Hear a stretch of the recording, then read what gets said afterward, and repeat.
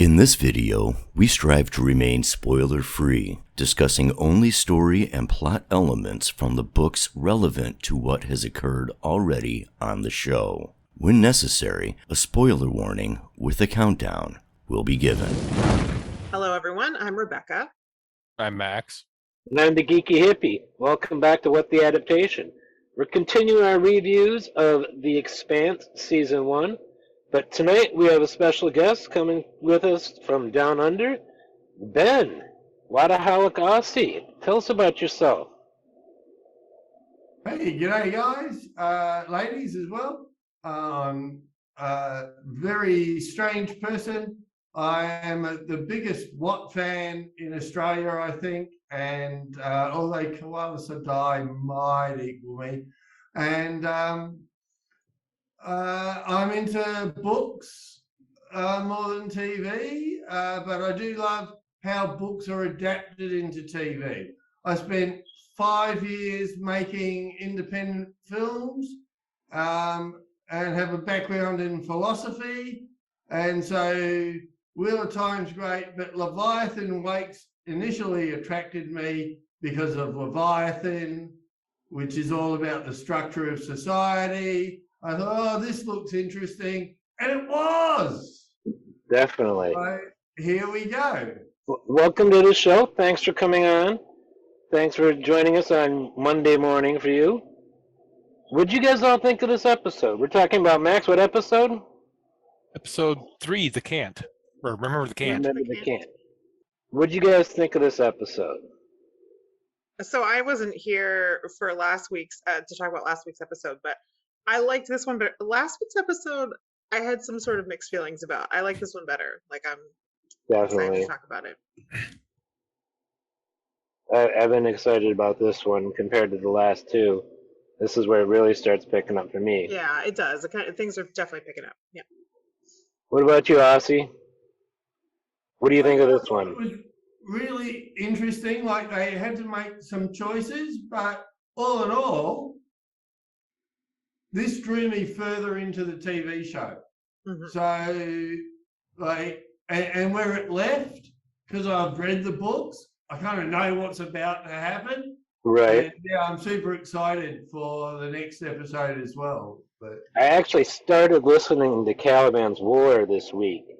Oh. And I caught, there's a scene in Caliban's War where Amos is harassing some soldiers, and the dialogue he's using in Caliban's War to harass these soldiers in their armor is almost exactly what Amos is saying to the Marine there in the prison bay about, cutting into the crotch and, just, it's exactly what Amos was talking about when they were on, I don't remember what station they were on, but they were trying to pretend to be somebody else and trying to distract from Holden being recognized. Mm-hmm. And so Amos stepped up and distracted the guards, like, pay attention to me because I'm talking smack about you. And they used it here with the Martians, so I thought that was kind of neat. Yeah, that's nice. That's a good little touch, which you get when the writers are like, oh, we can pull from, our own stuff. We know Amos would say this. Let's throw it in there. Yep. You want to dive right in then? Yeah, let's go for it. So, we, as usual, we'll start with changes from the source material that we did enjoy, things that we felt were effective choices. And Max, do you want to start us off? I'd say, like, pretty much the whole episode is, aside from a few things, a lot of changes from the book itself. Mm-hmm. Like, we get a more expanded stuff that happens in the ship. Yeah. The whole space station riot thing, we kind of get more focus on what's actually happening. Mm-hmm. And then we get the his partner guy that gets Hadlock. Yeah. Right. Yeah. That whole thing. I mean, that was a pretty big one. Unless I'm forgetting something, like that does not happen in the book. Well, what happens to Hadlock happens to somebody else. Right. That's what they mention it in the book in one of the Miller chapters about that having happened to somebody. Yeah. Mm-hmm. So yeah, when I saw that at the end of the episode the first time, I remember just being like, whoa, like was not expecting that. And I hadn't read the book yet, actually. But either way, even if I had, I might be like, whoa, like Right. so what did you think of that, Max? As an episode, like that ending was just explosive. It was, yeah. And just left you like, okay, I have to see next episode. After seeing that, as far as the changes, like it just added more drama to the series, the TV show. It added more to the characters, knowing the character, what they're like, and all that stuff. Yeah. But I'm not a big fan of drama in some aspects. Like I said, the biggest complaint I had about the first episode was like they added too much drama. But I feel like at least by the end it worked. Okay. It had that drama, the build up, and all of a sudden you had that explosive ending. Did anybody not like Havelock being shanked? I was fine with it. Yeah. Totally fine with it. I mean, it brings it more closer to home, the violence that's going on. Yeah. Ben, you were going to say? Like, go ahead, yeah. I do have one thing I would say is it could be a homage to Dead Space, the video game. Okay. Because, and that could be, both ways, because in that video game you had a weapon that shoots basically those things. Okay. And you pin enemies to walls. Interesting. Yeah. The other thing I was going to say is because they also in this episode gave us that scene where Havelock is trying to learn to speak Belter. And I feel like that is a scene that like just warms us up to him as a character a little bit more. At least it did for me. Like just getting Definitely. to see that that's why he is that's why he's going to see this woman, and the way she teaches him and the way he's trying to learn. I just like that. So it made me care a little bit more about him as a character. So when he does get shanked at the end, it does drive it home that this is serious, and they've got an inner on their hands, and this is what happens. I see that he did take some teaching lessons from Billy Madison. Oh, how's that? Because of basically a stripper outfit. Oh, I don't really remember Billy Madison. I might have seen it, but it's very vague in my mind. So okay. So what are some changes you liked about this episode, Ben? Well, the Havelock thing was interesting because, as Rebecca said, we were just being drawn into him, and then he's pinned to a wall. Now, because they kind of have replacement arms and things, that may not be fatal. Right. But it is a thing where, like, Havelock's character in the books never really kind of got the hang of belters. No. And so the fact that he was trying to, which isn't in the books, right, was really good. And I thought, oh, good, Havelock. Oh, no, he's gone. Yeah, but I understand kind of why they did it. And as Glenn said, it is referenced. I think a Martian guy gets stung. Yeah. Other changes. How did they not know that Alex was Martian? Yeah. Well, yeah. I mean, they had to know he's Martian, but maybe they just never knew his background in the military. Because that's the only explanation for me too. Because apparently nobody was. He's Martian. Yeah, apparently nobody was too familiar with Holden's background in the Navy either. Yeah, I mean, his accent should have been a giveaway. Yes, exactly. Right. Yeah, exactly. So yeah, I think they had to have known he was Martian, but just didn't know he was in the Navy, apparently. I don't know. Glenn's frozen. He's a pilot. Like he flies the ship. Like it was just a disconnect for me between the books and the show. Yeah. But also I know that the camp, like the crew had been around for about 5 years, so I know that they all knew each other. Maybe he was new to the camp in the show, and I'm just not aware of that. After all, just because I don't understand it doesn't mean it's not understandable. Yeah, no, that's definitely a change. I wondered about that as well. So I think before we get into anything that we I'm going to just kind of keep talking a little bit because You just dropped. Glenn will hopefully come back. I'm going to assume if he doesn't, then he'll message us. But try to bring up other things, changes that we liked before we get into changes that we didn't think worked as well. So I kind of lost my train of thought.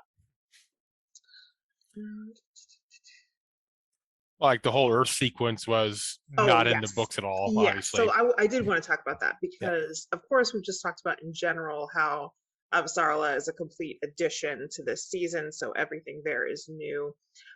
But what I particularly liked about her in this episode is they really walk us through and show us how effective she is as a politician, right? They're not telling us, they are showing us what she is doing, like how she is manipulating this situation to figure things out. Like she's extremely smart, and we see that and how it plays out. So just all of her scenes in this episode were pretty effective, right? Like she's someone, like, at this point after only a few episodes, like for multiple reasons, she's no one to trifle with. And she comes off as I want to say compassionate, but also like ruthless at the politics game. Absolutely ruthless, but ruthless, but not heartless. Mm-hmm.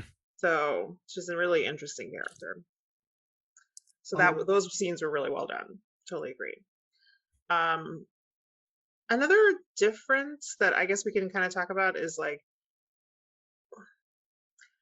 I felt like all the scenes on the Donager where like they played up I think Glenn's coming back. Maybe. Hello. You're Sorry, back. guys. Yeah, the router wonked out on me. Okay. I just realized I forgot to hit record. Did you hit record, Rebecca? I'm recording, yeah. Okay. It says I am anyway. Let's hope it really is. Probably going to be starting with Rebecca's then. Did you guys continue without me? Yes, we did. Okay. But we got through the whole episode, every question. Yeah. I'm sure of it. Where are we at? So the thing I think we completely covered without you is we talked about Avasarala. So just her scenes in this episode obviously are completely, so anything you wanted to add to that? I'll bring her up later. Okay. And then I was about to talk about something else, but before I do that, let me just throw it to you, Glenn, for things that you wanted to bring up, changes that you thought you worked well in this episode. At first, I didn't, but it took me a while to get used to the fact, again, like I've had two other shows, that changes are necessary, and they're looking at trying to give some dramatic tension every episode. Mm-hmm. So all the shenanigans of not trusting each other amongst the Cant survivors, mm-hmm. I think I like those changes now. I didn't at first, about putting all that distrust and the increased drama with them. The other thing is I also like the more friendly Anderson Dawes. Miss Anderson Dawes, I listened to both introductions today several times, of watching on the TV show and listening to it in the book. And I like the TV Anderson Dawes better. A lot of that has to do with Jared Harris. I mean, good actor. Yeah. He's one of the greatest there is, in my opinion, out there. And the fact that they got him on this show just wows me. Mm-hmm. Now if only Wheel of Time could get him for something. Anything. Well, he is in Foundation right now. Oh, is he? He's Harry Seldon. Yep. And I'm going to guess both characters have a similarity in that they're both liars. I wouldn't say Harry Seldon's a liar. He doesn't. Oh, he's 100% a liar. He doesn't tell the entire truth. He's an Aes Sedai. Well, yeah. I don't know. I'm just and talking white about at that. He's a white Aes Sedai for sure. White Aja. Nobody else in the world could have played Harry Seldon but Jared Harris, as far as I'm concerned. But the other thing I like, that was the two. I liked how Dawes is kind of grooming Miller for recruitment on the show. instead of being as antagonistic as he is in the book. So Dawes is a pretty great character in the show, so I would definitely agree with that. Ben, what did you think about the changes among, the crew, the remainder of the Cant crew? Because I was going to comment on that too, but I'm curious what you thought about that. Well, it was interesting because in the books, they're treated quite well by the Donager. Yeah. yeah, Yeah. But I really did like the way they used, one, we got to see the Martians using like the focus drugs. Yeah. Right? That wasn't explained. So, and my daughter was watching it with me and she hasn't read or anything. So she was there. Is he reading minds? Is he reading nuance? Mm-hmm. Like, how is this working? What is it doing? Like, it intrigued her. Having read the books, I know that it's just super attenuation. yeah, And then by doing it to multiple people, they set up conflict within the crew for the TV show that wasn't really there in the books. But that's like really good TV. Yeah. yeah, it is. I do So I'm totally glad agree that about apart.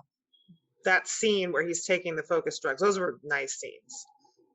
Yeah, like I thought the guy playing the interrogator was spot on. Mm-hmm. And also, they kind of changed up the sequencing of when Holden sends his message, the Belter ship's coming, and all of that to make it a dun dun dun reveal rather than something that played out over time and built tension as it does in the books. But in the books, you've got weeks of travel, or and they don't want to do that in the show because that's you can't. Boring, it's a 13-day trip from the time they get their instructions to meet up the Donager. Mm-hmm. It's 13 days.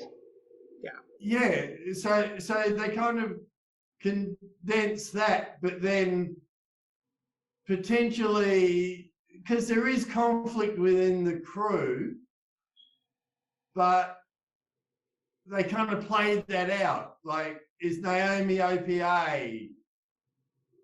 I can't remember which episode now, but when Amos tells Holden that he thinks Naomi's captain now and things like that, that rang true to the books, even if it wasn't directly from the books. Yeah. Yeah. I have mixed feelings on that whole thing because there's parts of it I like and parts of it I'm less sure of, but overall, there were definitely some effective things. I did like the use of the focus drugs and the way that played out. And yeah, the keeping, I mean, I think it makes sense what they did about keeping the past of each other's past more of a mystery from each other, right? So they don't know. The only thing I'll say is, I don't know. Naomi has tattoos. Like being like OPA like is kind of like I don't know. But the tattoos don't necessarily mean she's OPA. Most Belters have those tats.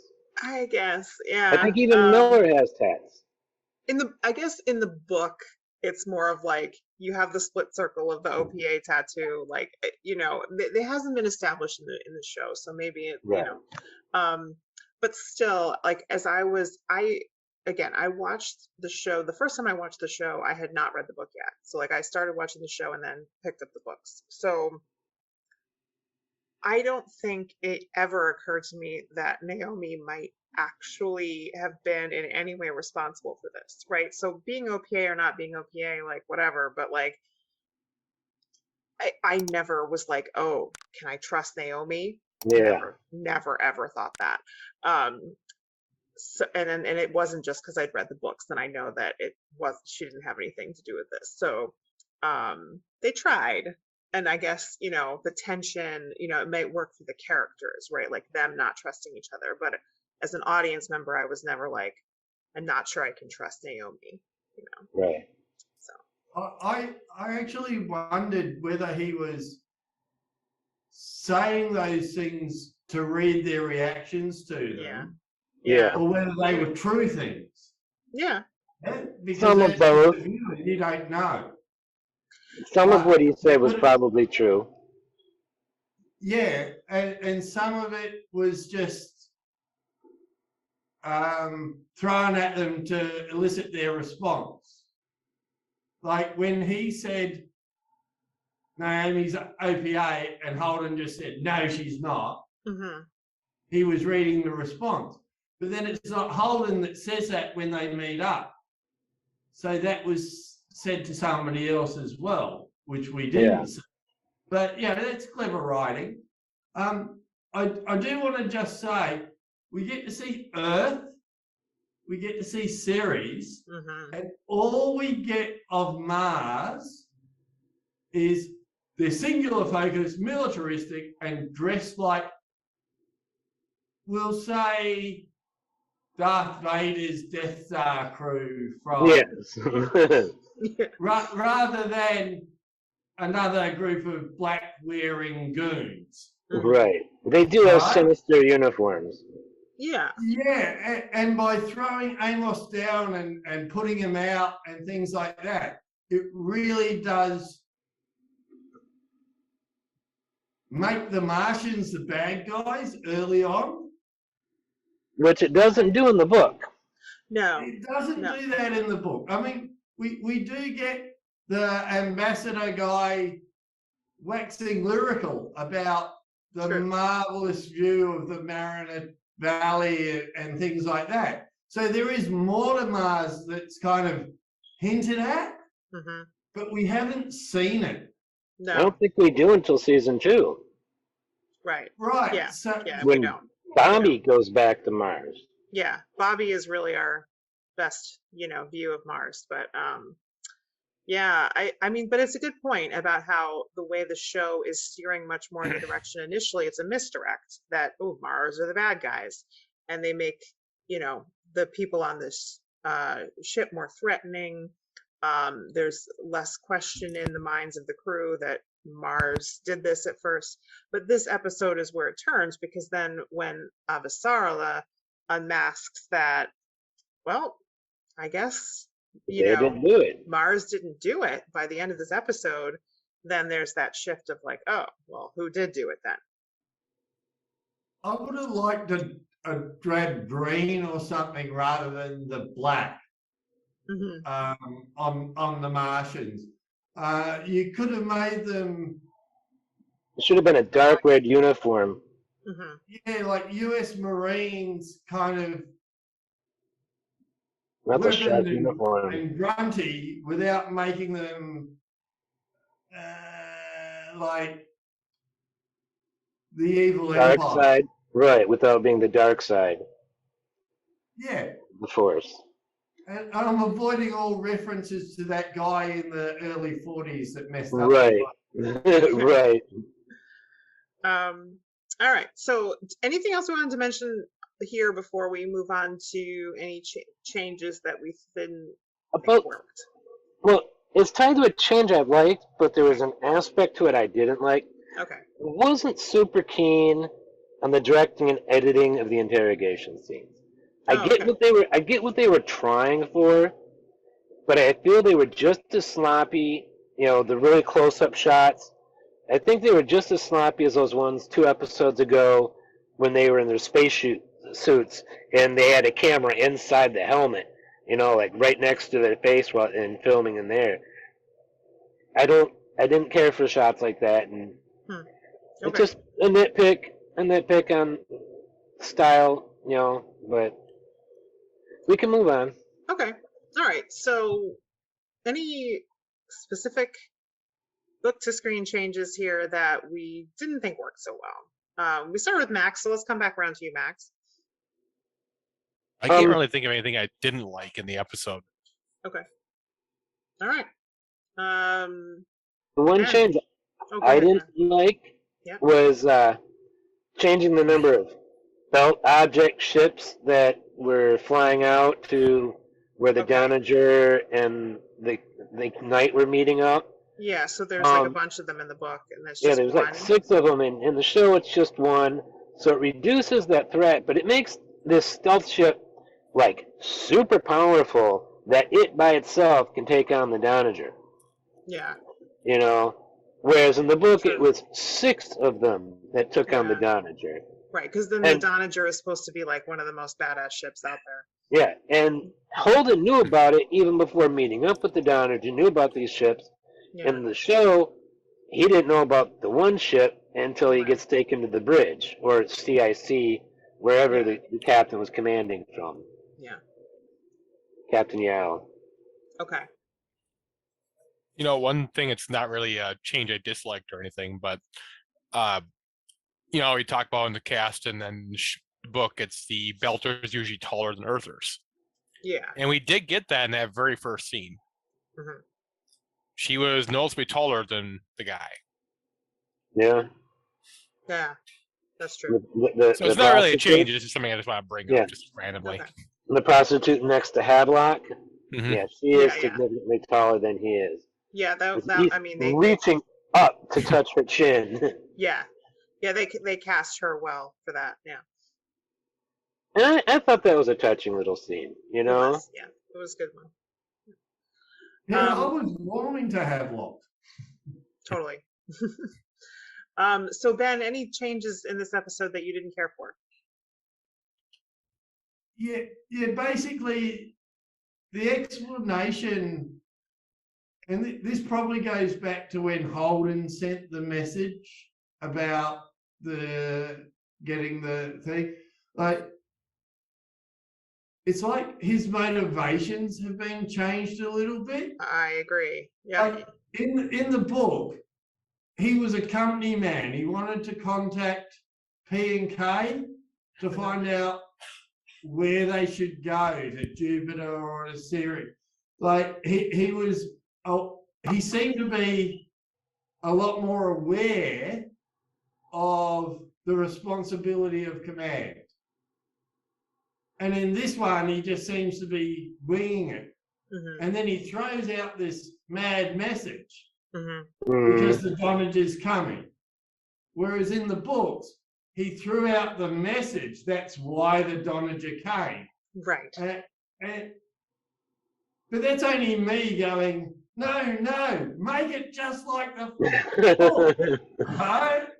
And I've been through that with WoT and things, and I'm over that. But like that type of thing where you lose nuance, you're going to get in a TV show, and they can play it out and things like that. But I loved in the books how he was deliberately trying to show the Martians that we're not with them and stuff like that. But they've got to work with what they've got. Yeah. So they took them and put them in cells. I did like the docking procedure of their ship, though. I thought that was the arm coming down. Yeah. Like that's almost from the book exactly, and looked far more real than a normal shuttle landing on a spaceship. Yeah. That was pretty good looking for Sci-Fi Channel. Agreed. Yeah. I have to agree with you, Ben. That change did kind of bother me a little bit because I do think it does change how we perceive Holden and his motivations for putting out the initial message. In a way, what I think they did in the show was sort of combine 2 messages of Holden's into one. So in the initial message in the book, he's like, the Cant's just been blown up. This is what happened. He mentions that the beacon had Martian stealth technology, but he's not saying Mars did it. And he's, people had Martian battery. Right. People are pushing him on it like, oh, you've just started a war with Mars. And he's like, I didn't say Mars did it. I'm saying what we found. I'm saying what happened. And of course he's emotional because of everything that's just happened. But it does seem, at least in the book, consistent with this sort of philosophy that he has of like transparency, right? Like, put this information out in the world because people have a right to know what's happening. And you don't get that sense here in the show. It's like he's pissed off, and so that's definitely seems to be a motivation for him for putting out the message. And then there's the protective side of it, because the Donager is coming, and he's like, I need some kind of insurance. So Right. and there is another message, like a second message he puts out as a kind of insurance thing in the book. So I think they're kind of combining those. But I guess what I didn't care for too much was everybody screaming at him to try to stop him and shut him up. Like, that was, They're about to shoot him. yeah, the dramatic side of that. But like, I mean, I guess it's to drive home the idea that what he's doing is dangerous, which it is. You know, what he does, his actions are extreme, and it kicks off everything, and that's a huge thing in the book. So Not just dangerous, but everybody else in the solar system knows it was stupid. yes, yeah, Except for Jim Holden. I guess, yeah, but so yes, everybody else would say it was stupid, and he would say everyone has a right to know, right? Like, that's his main thing, is like, this is important. Everybody has a right to know. It's a philosophy. So everyone else might think his philosophy is stupid, but it's a principle on his part. It didn't really come across as any sort of principled decision in the show as it did in the book. What's the word in the book they always use for him? Which one? I don't know. About being the good guy kind of thing? I don't remember offhand. I don't remember. They like repeat the word over and over and over again. Like he's the just or something. Yeah. I don't remember. I just think of him as the dumbass, but yeah, I mean, I guess my point is, in the book, I think is a little bit more to him than just being a dumbass, right? Like, I mean, there's some naivete for sure, and very like much. that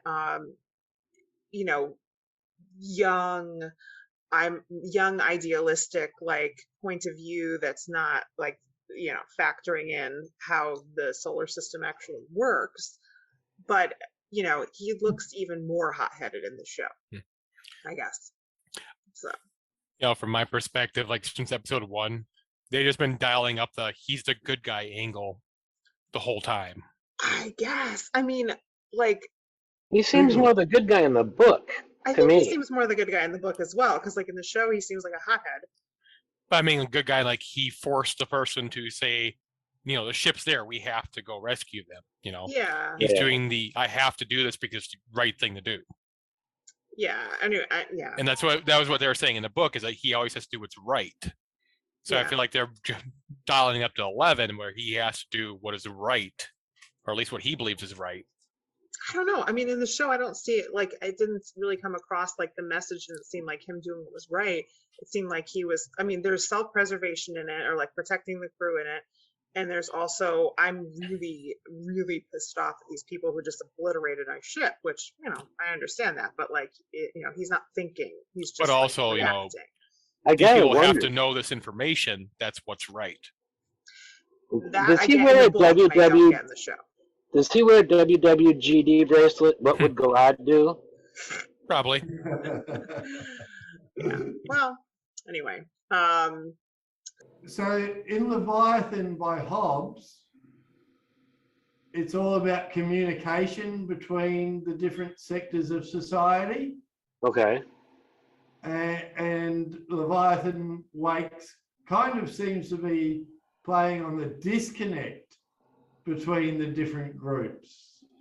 I mean, Hobbes was talking about a utopia, how modern nation state, when he wrote it, 16th century off the top of my head, like to draw everyone together, to why you'd sign up to the army and why you need the merchant guilds and stuff like that. And I kind of see Earth as the king, Mars as the merchant guilds, and the Belters as the great unwashed. Okay. So, I mean, Wheel of Time has no communication in it, But I was thinking that. This one is about the interrelationships between the different levels of society.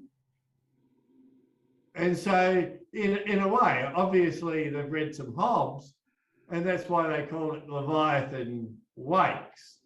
I just wondered about that.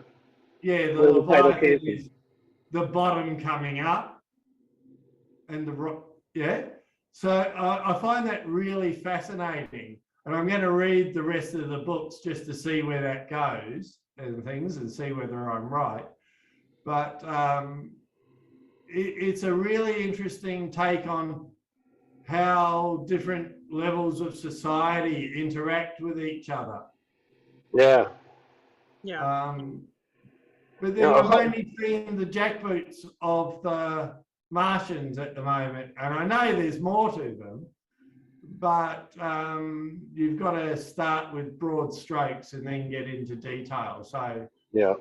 Yeah. My daughter, who's not interested in sci-fi, but does recognize some of the actors from things that she likes, like Shadid was from Law and Order and a few other shows. Oh, okay. And she goes, oh, so like she's getting right into it as well, which is a credit to the show. Yeah. To draw a non-sci-fi reader in. Yeah. So is Miller her favorite character? Law and Order. Yeah. I'll tell you, on the show, Miller's my favorite character right now. Oh, okay. Interesting. I In the think book, she it's Miller. likes Naomi because she's very feminist orientated. Good. All right. So I just to wrap up talking about changes, the last thing I wanted to sort of mention, because I thought it played into the whole, okay, we're making the crew distrust each other, but the way they handled Alex's portion of it in particular, we kind of alluded to this before, like, okay, they didn't know he was a Martian or didn't know he was in the Navy. But unfortunately, I think like not seeing him after he like goes off to talk to the Martians, and then he just like shows up in that scene with Holden and he's wearing the uniform. And he's wearing the uniform, and then all of a sudden he's like, Naomi's OPA, and like just it was very abrupt. Yeah. And because we didn't see any, I would have liked to, if they're going to do something like that, I would have liked to have seen like a little scene of him with the Martians where we get a little bit of like, I don't know, just like, oh, this is kind of like coming home for him or something, just because it was very abrupt where I'm like, okay, all of a sudden he's wearing this uniform and he's accusing Naomi, and it was just like, where did this guy come from? I think they played the abruptness though to surprise the audience, like, oh, Alex Kamal's Martian Navy. Yeah. You know, or was Martian Navy. I mean, it could have been jarring to see them doing interrogation rooms, and you see him in like a state room having tea. Yeah. Well, I see him having coffee right here. I mean, I guess what I'm saying is I get where they were going for there, and because that is a surprise, but maybe they could have done it as a, you know, a scene with him with the Martians so that we could see it from his perspective a little bit more. But anyway, so I didn't love that little scene with him and Holden because it seemed so abrupt. But yeah, anyway.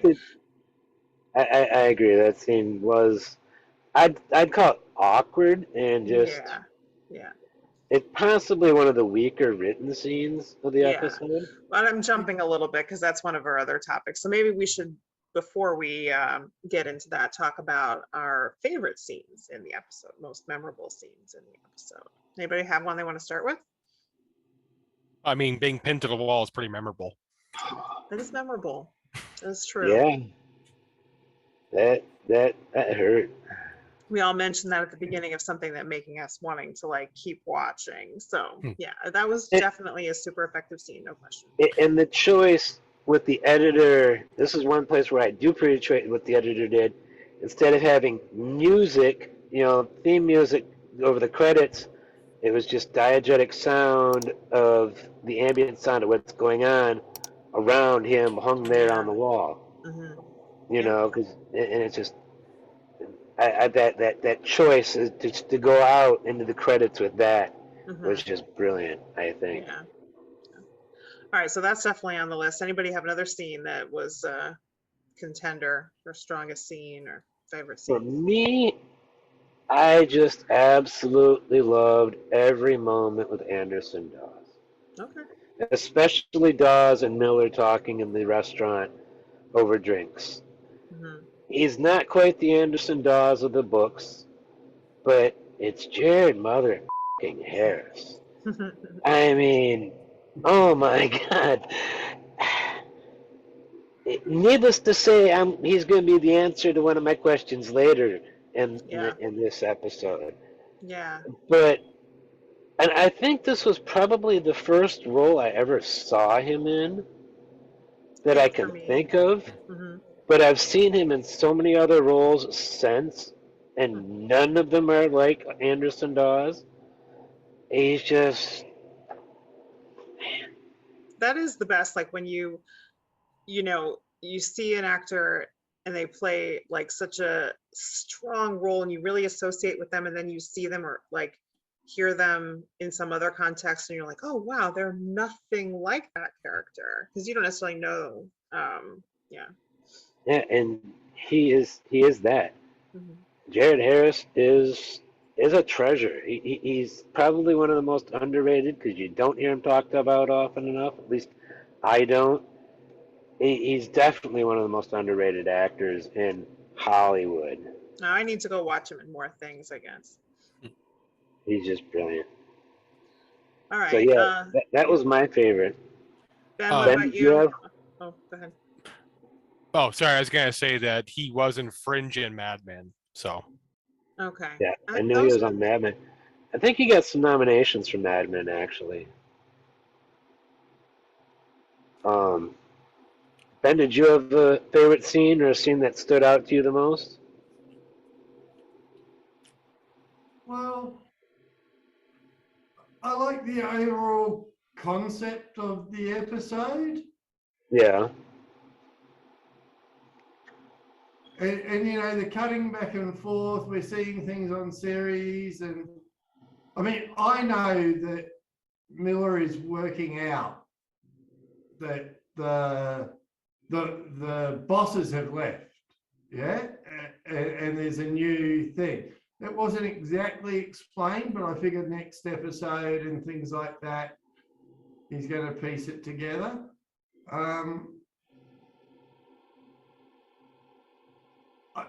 I kind of just like Miller's casual thing. The fact that he didn't vet the guy was interesting, because I think it would have established more his I don't give a rat's attitude, which is kind of a belter attitude. But suddenly he's compassionate, which is not something that I really saw Miller as in the book.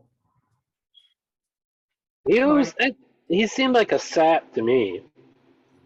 Miller seems like a sap to you? To an extent, yeah. I mean, I think that's part of why, he got so attached, I think, to Julie.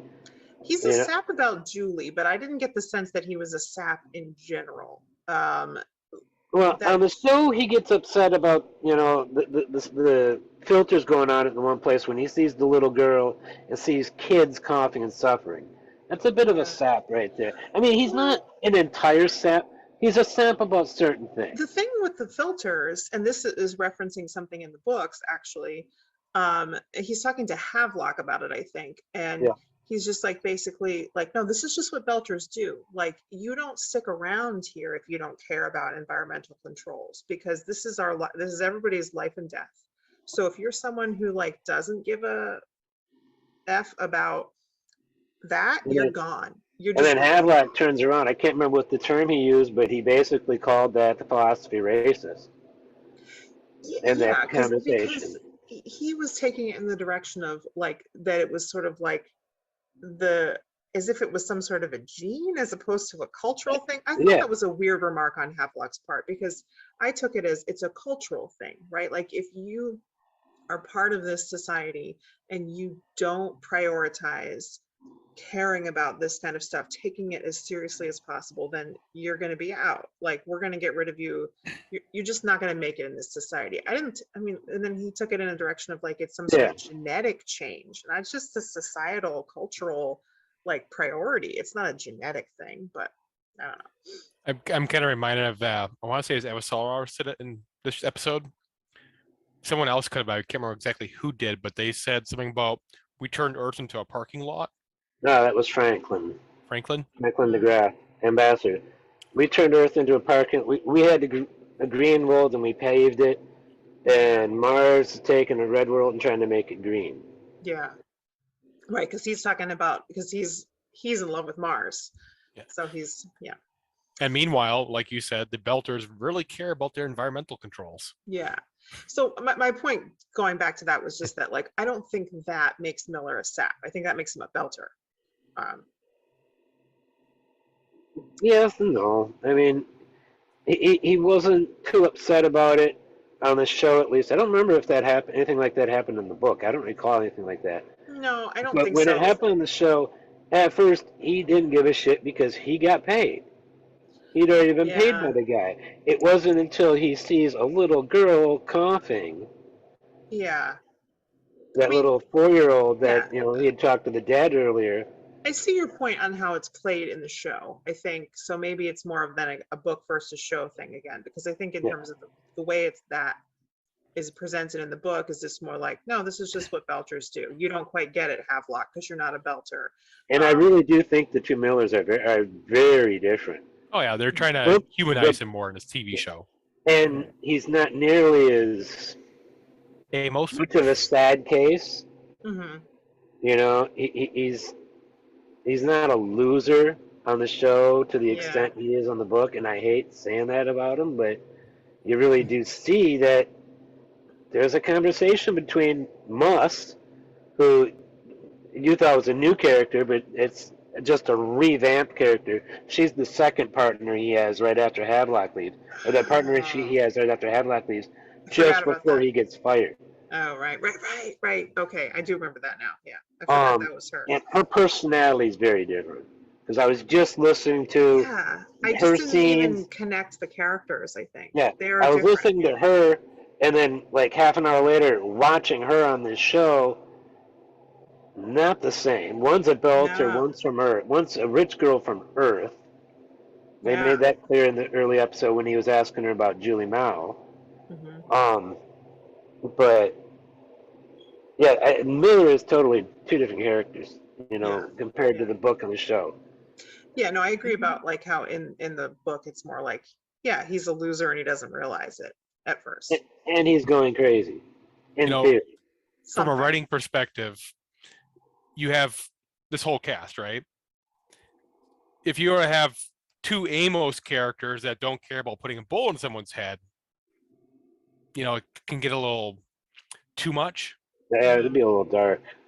You'd have the two Miller and Amos both being that type, and they're, Amos is going to be around the show longer.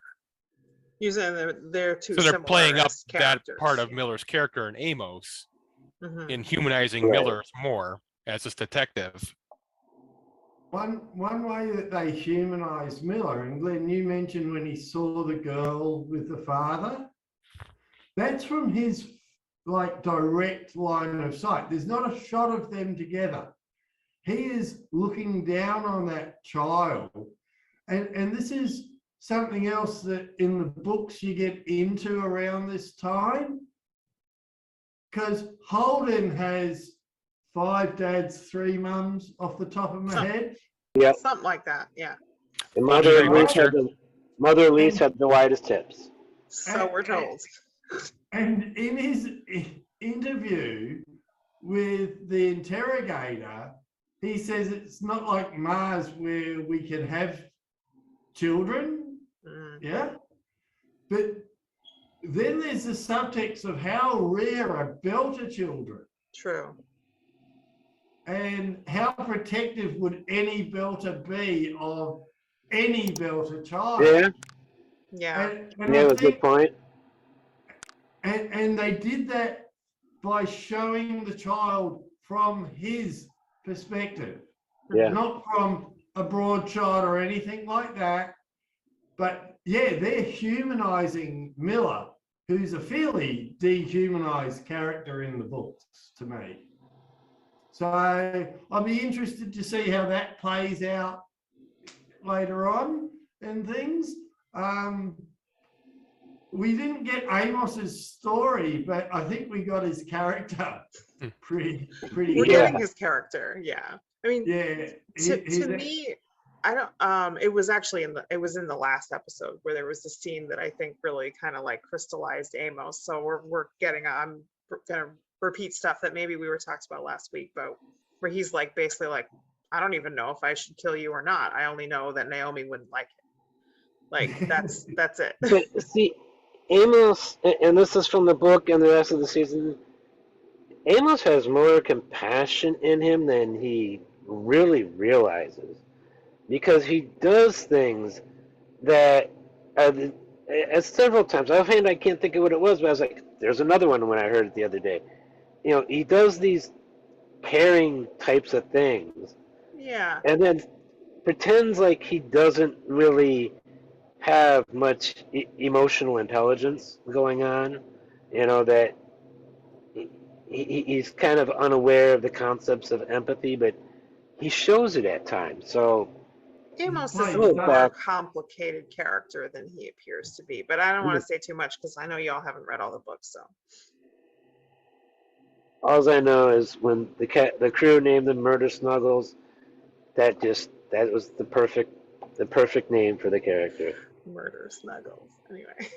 Yes, it works, doesn't it? It's pretty good. So I was gonna say, like, another scene that stood out to me Mhm. was the one where Amos, well, two Amos scenes. The one where he put the guard down and then got immediately zapped, Yeah. and then where he's holding the one guy hostage. I want to say it was Alex. Oh, yeah, holding Alex. Yeah. Yeah. Chokehold. Yeah. Those were two scenes that kind of stood out to me. Like, that's where you see the episodes kind of ramp up a little bit. Yep.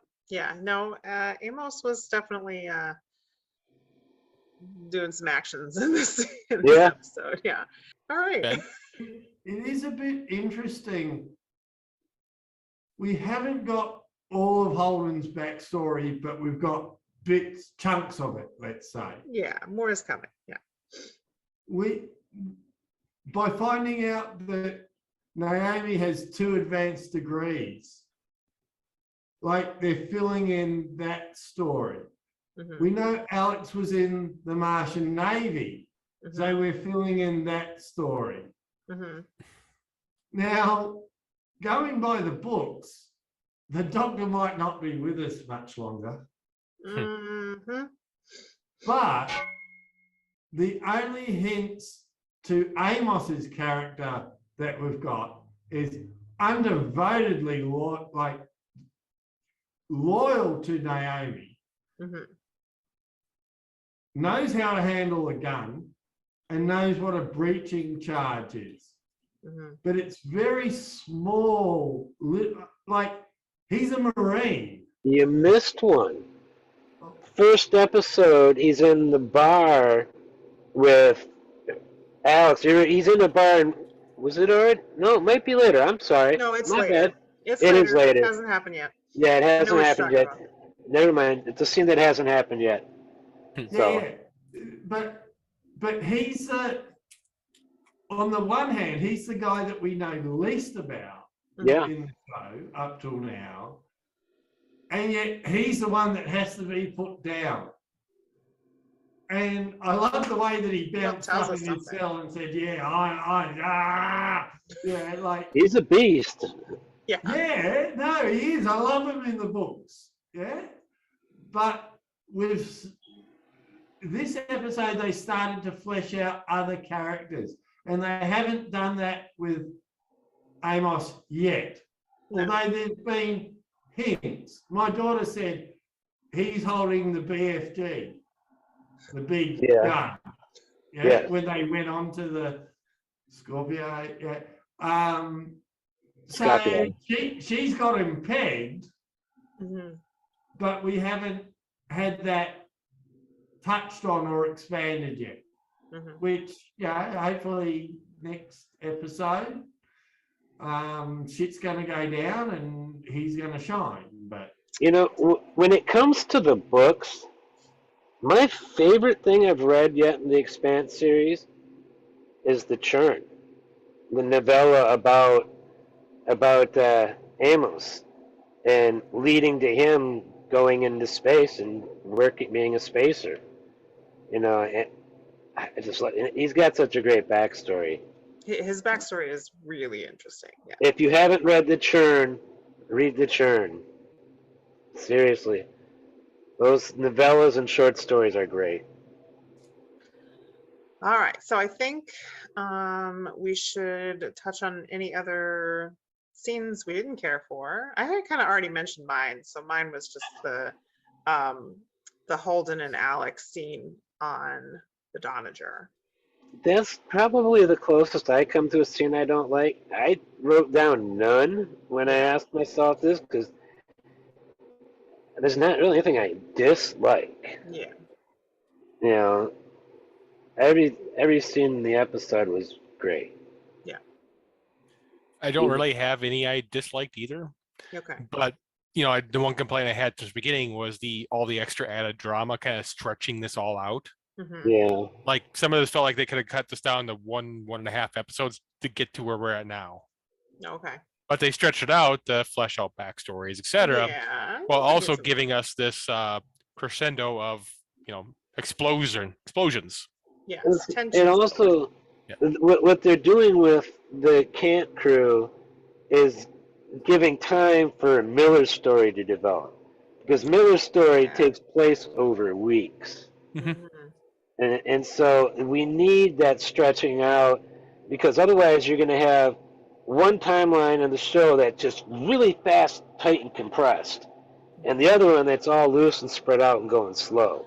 I mean, in the book, their story is slower because they do, but it's like you can't really do it that way in the right. It doesn't work as well for their story to be slower. So they're having to write stuff in, otherwise they're just going to have to leave them out for long stretches. So they're making up stuff, you know, and that's part of what they're doing with making up and creating the drama, is giving source material, well, not source material, but material to work with while Miller's story progresses, because Miller's story is just as important. Yeah. Just as important, I think. Ben, you have anything to add? Well, I really like this episode. Like, I have, in the books, it's Holden who says to the girl, "There's something I need to tell you," and then boom.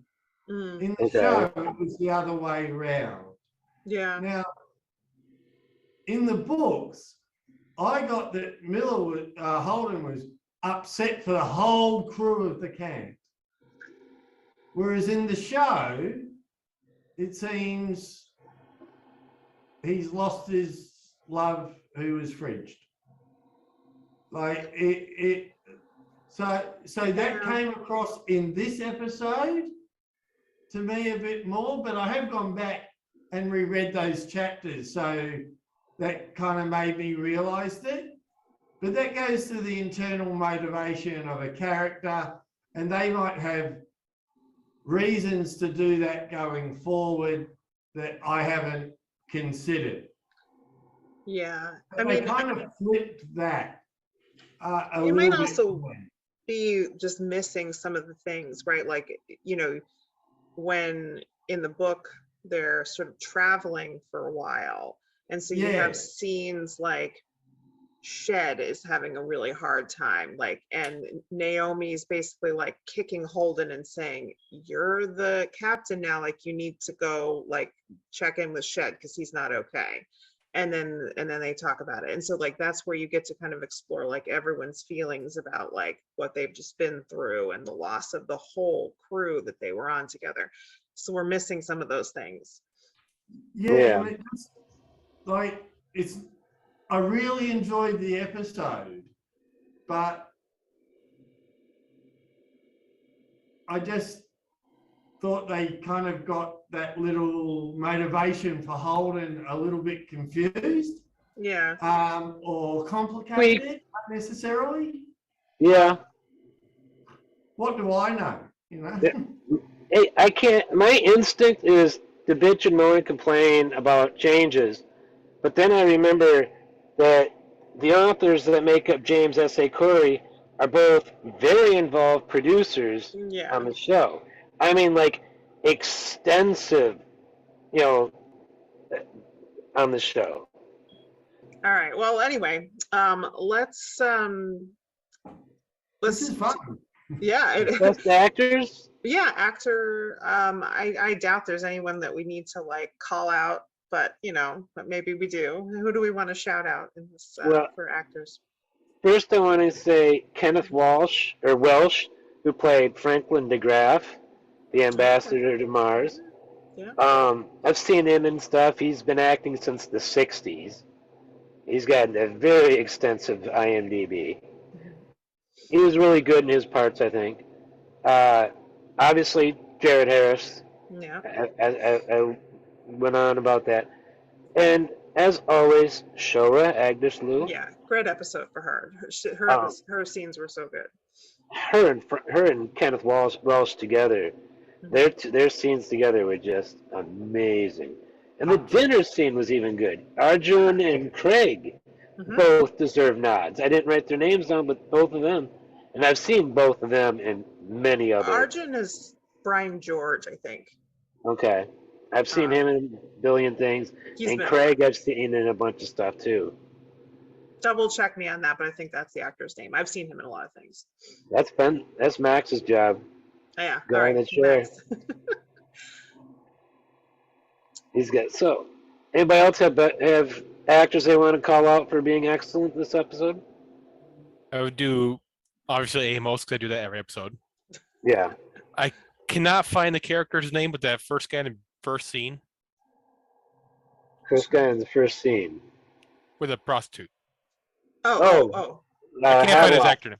Yeah, the guy who played Havelock. Yeah, I don't remember the actor's name for Havelock. I'm trying to find him. I'm not even seeing him listed here. Well, probably because... Oh, there he is. Yeah. Jay Hernandez. Yeah. Okay. And the rebar pinning him to the wall. Rebar pinning into the wall.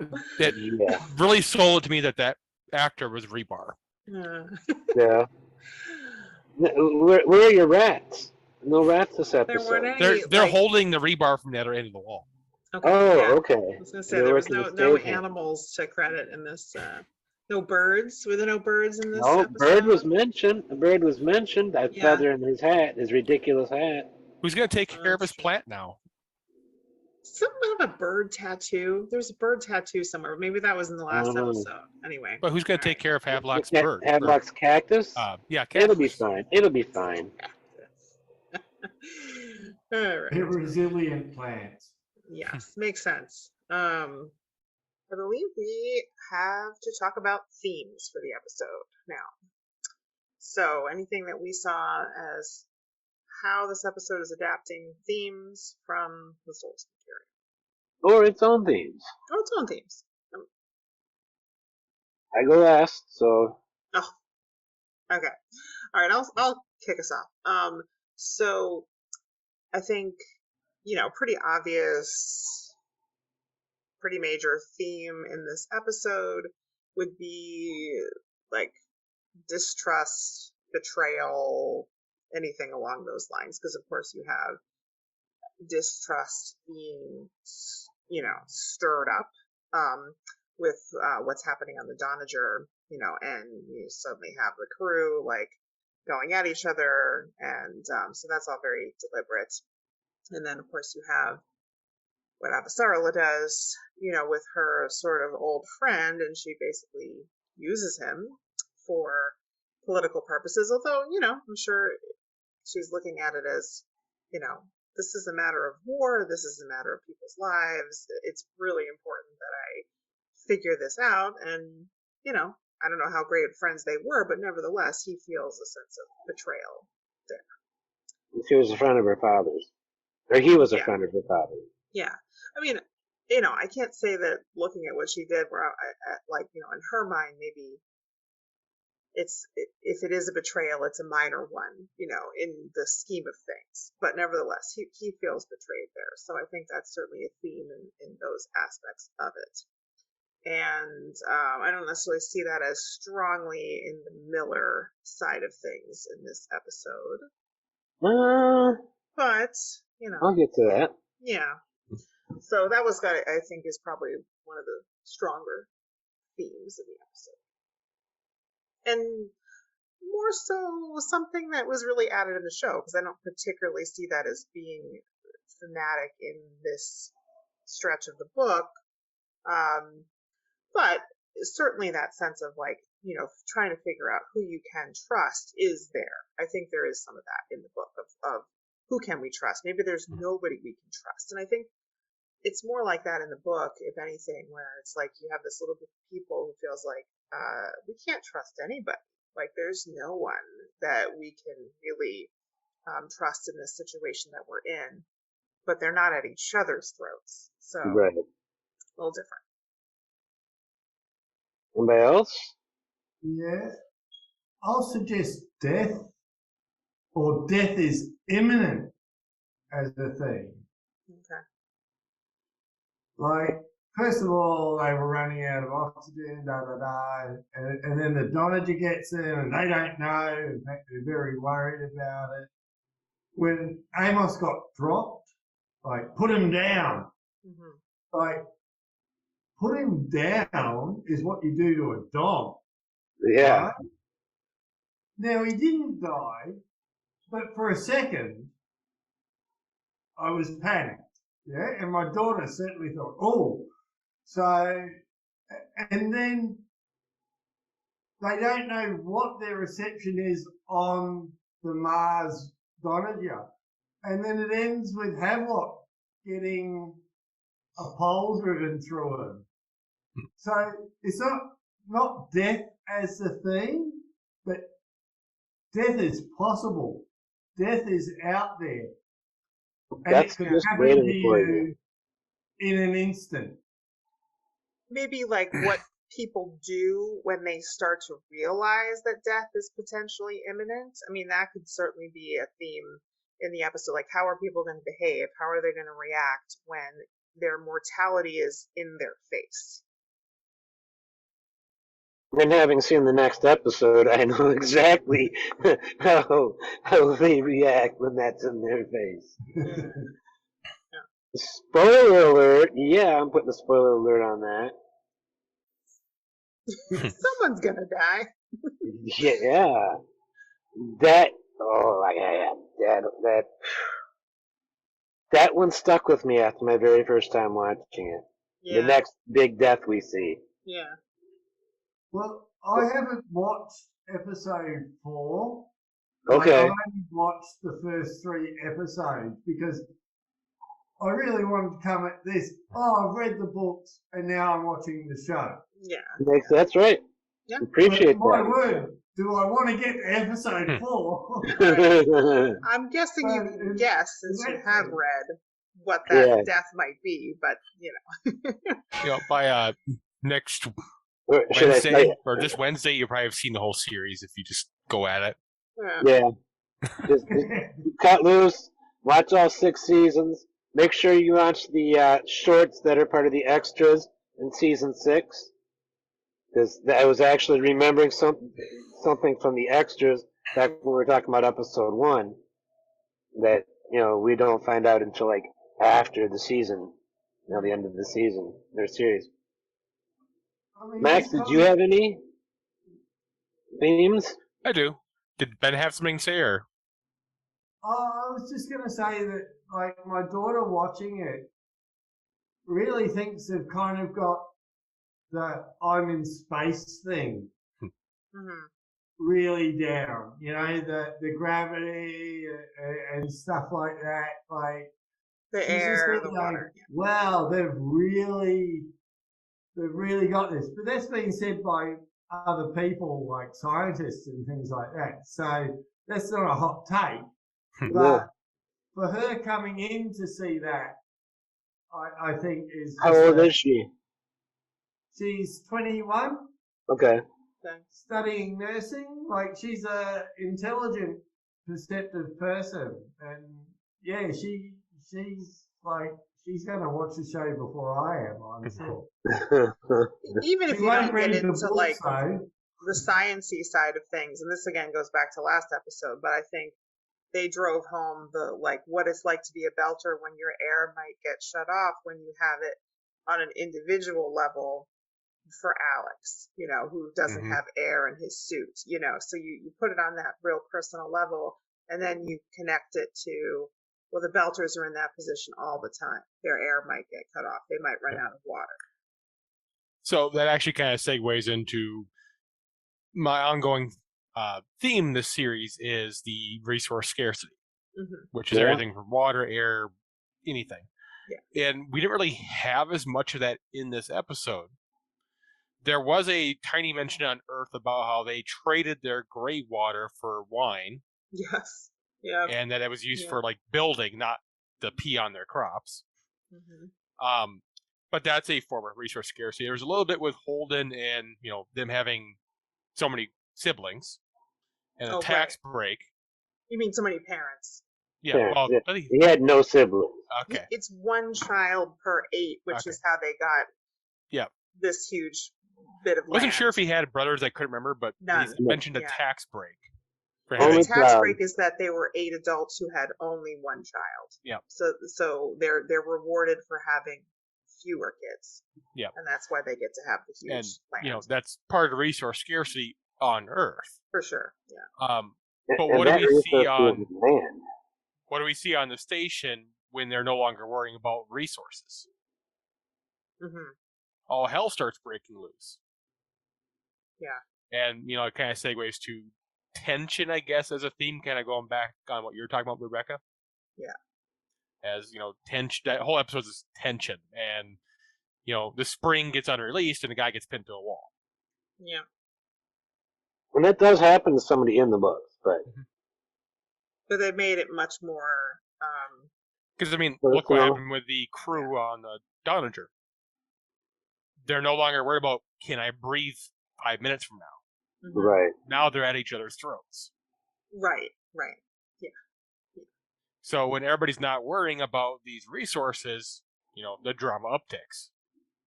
Well, and it's like, when is it that you need to work together versus, I pretty much had the same thing Rebecca did with some of the same examples, but I referred to it as trust in my notes. That trust comes with its flip side of distrust. Yeah, exactly. It's one and the same when you're dealing with that as a theme. The book barely dealt with it at this point in the books. Yeah. Mostly just the concept of whether or not to trust the approaching Donnager. Right. And that's why he sends out in the book his second message.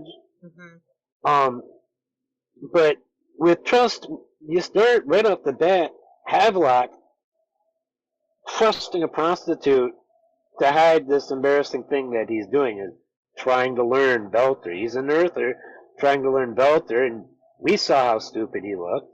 We saw how stupid he looked with the people he was trying to use it on. Yeah. He wasn't ready to do it in public yet. He was trusting her with that. That's a small little example of trust. The very first thing we see in the episode is him visiting her. Yeah. That's the first scene. So, and actually on that point, it's kind of driven home a little bit because of the fact that, you kind of assume he's going there to avail her of her usual services. Right. And he's not. He would rather people think that he's going to a prostitute for the usual reasons, rather than I'm going to a prostitute to learn how to speak Belter. He'd rather people know that. So I had to include that. The Cant survivors are dealing with trust issues towards the Martians, obviously, and towards each other because of the Martians. Miller and Dawes, there is some issue of trust going on there. They both are trying to feel each other out, whether they should trust the other or not. It's a little bit heavier with them in the book, with their more antagonistic relationship that they have in the book than they have on the show, because show Dawes is just friendly as hell towards Milton, I think, in comparison. But there's still, issues of trust going around there. Like you mentioned, Franklin DeGraff realized he can't trust Chrisjen anymore. Yeah. So he's not going to play with her ever again, as he says. And the interrogation scenes, the Downinger, interrogation scenes inherently are about trust and distrust. Yeah. So it was there. And just we see the general lack of trust that the Belters have for inners at all. Yeah. And that's all throughout this. I mean, it's everywhere on this episode. I meant to say that as well. Like, and that's probably where it plays into like Miller and Havelock's story, whatever. It's like, Havelock is distrusted just because of where he was born. He didn't do anything. Yeah. He was trying to be the good guy. Yeah. And the Mars government, last example, lost trust in UN Ambassador DeGraff, Franklin, after he tried doing the right thing for them, and then it ended up giving away a whole bunch of info. But, the Martians must have a good spy agency if they were able to find out what the UN found out. So they had to have a mole to get information back. So, yeah, it's all kind of, man, I love spycraft and stories. It's some of my favorite stuff. It was good. Yeah. No, So, there was basically, like, I only saw what Rebecca brought up for the most part, the same issues, or same not issues, but topics, themes. I didn't really see much of a presence of anything else.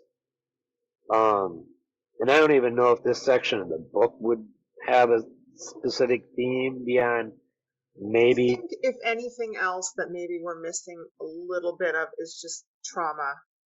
In the book, I think there's the trauma that the crew have gone through. We're getting to that.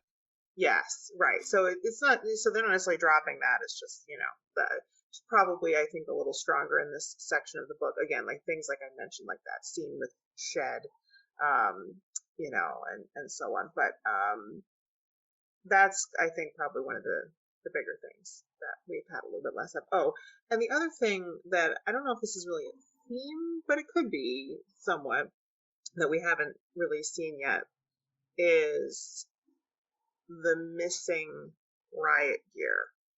So like the theme of there sort of being like undercurrents of like other things at play, and we don't know at all. That's not even addressed on the show yet. No. Missing riot gear. No, it's not. So, but it is in this part of the books. It is. So. It is. So they said something about riot gear, but I don't think they ever talked about them missing or anything. The only thing hinting towards that is I brought it up last week. There was mention of the Griga had left. Yeah. I think in the book there's more of a sense, and this comes more from Miller's story, of course, of there are undercurrents of things going on that might connect to the more obvious, drama and mystery and so on. So just hints. Foreshadowing?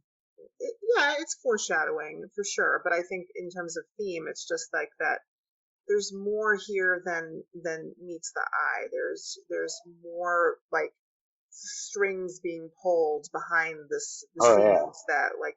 Well, it's a little bit of that hidden menace, that we don't quite have that playing up as much yet. It wasn't until a day or two ago I was listening to about this part of the book, maybe a little bit further in the book, and I caught something that I hadn't caught before. I remembered that there was a whole bunch of security officers from various companies coming through the station on their way somewhere. And that Havelock met up with a bunch and was talking with them. It never clicked for me who that was. Protogen. Yeah, right. But where is he going to go next? Yeah. Now, thinking about it, about what happens in the rest of the book, okay, yeah, duh, it would have been, but I never caught at this point in this. They're laying threads. Yeah. They're laying crumbs for us to follow Yeah. Real early in the book. Yeah. And some of them are making it to the TV show. Yeah, just not all of them. So I think there's a little bit of less of that theme of the strings being pulled behind the scenes that we can't And it's making me want to watch and read more, listen to more. Yeah. I mean, I started listening to Caliban's War so I could get some of Avasarala's storyline, but it doesn't seem like much of what she does in there is actually part of season 1. No, this stuff, it's all different. Yeah. So apparently all the stuff with her in season 1 is all new. It is new. Yeah. Okay. Yeah. I thought some of it was taken from book 2. I mean, but I haven't run into anything yet. I don't want to say nothing is taken from it, but it's mostly added. Yeah. I'm only like about 15-20% of the way into book 2. Yeah. Well, I'm excited for anybody who's reading more. I love the books. So. I was kind of looking at the cast and trying to think what D&D class they would be. And like for Miller, I would say rogue. Naomi, artificer. Miller the rogue? I don't think Miller's a rogue either. Because it's that detective angle, being able to pick locks. The skill monkey kind of guy that can just kind of break into things. Yeah. Naomi would be the artificer or wizard. Holden would be the paladin. Yeah, obviously. Yeah, lawful stupid. I'd say he's more of a cleric because he doesn't always hold to paladin standards. So lawful good cleric maybe. Having issues with Alex, but I kind of want to say bard because he puts on a good performance. And Amos is a barbarian. Yeah, 100% obviously. Barbarian. Yeah. And Ava Solara is sorcerer. Okay. You got that high charisma for politics. I was gonna say queen, but it's not really a class in D&D. Yeah. It could be. Well, we'll just make a new one just for her. Yes. Well, it works for the Wheel of Time tie-in because they're also sorcerers, witches. Yeah, she's definitely going to be Cad Swain. I hope. Or as some people refer to it, Hot Swain. Definitely Hot Swain. She's 70 years old and she's drop dead gorgeous. She's incredible. So, anybody have anything else to bring up tonight? No, I think we can end on this is the Avasarala Stan show. Yes, definitely. Thank you, Ben, for joining us. It was great having you.